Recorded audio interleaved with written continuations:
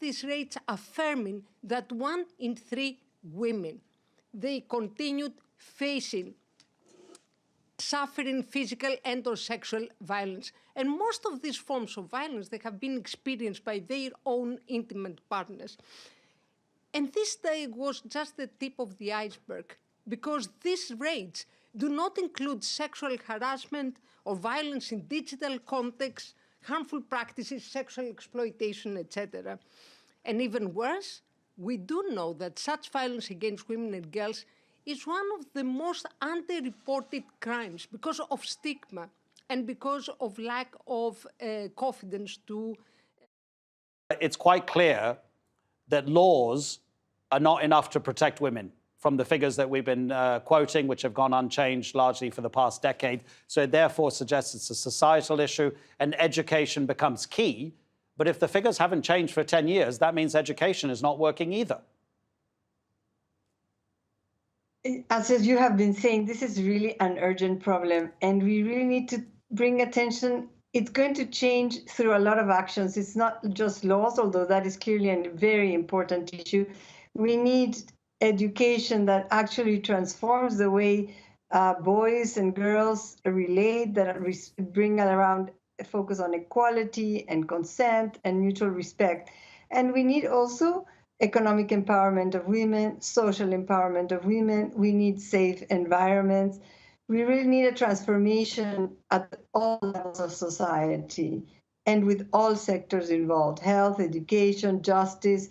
We need to really change and bring attention to this as an urgent issue that needs action from all of us.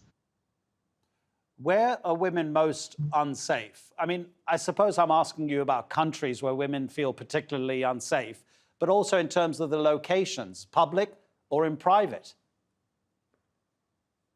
Most of the violence that women experience, they experience in private. But I would say that women in all countries and all regions of the world are affected.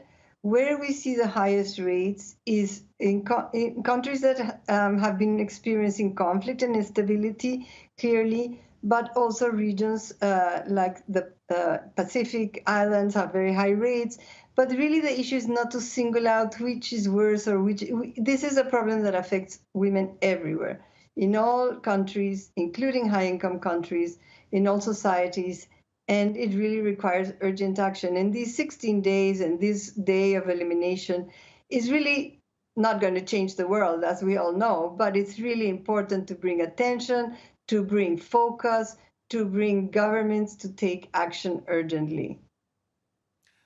I presume that there must have been some studies done about the economic impact of violence against women. So what have governments not understood about the benefits of protecting women? Because obviously if a woman is abused, it might stop her from being a part of the workforce.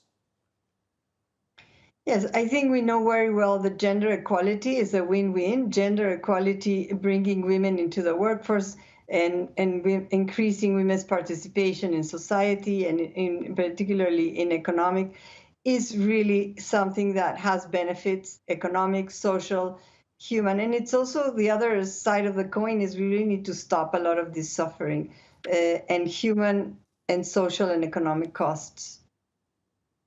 Claudia, thank you so much indeed. And thanks for bearing with us through the technical problems that we had. Claudia Garcia-Moreno in Kinshasa.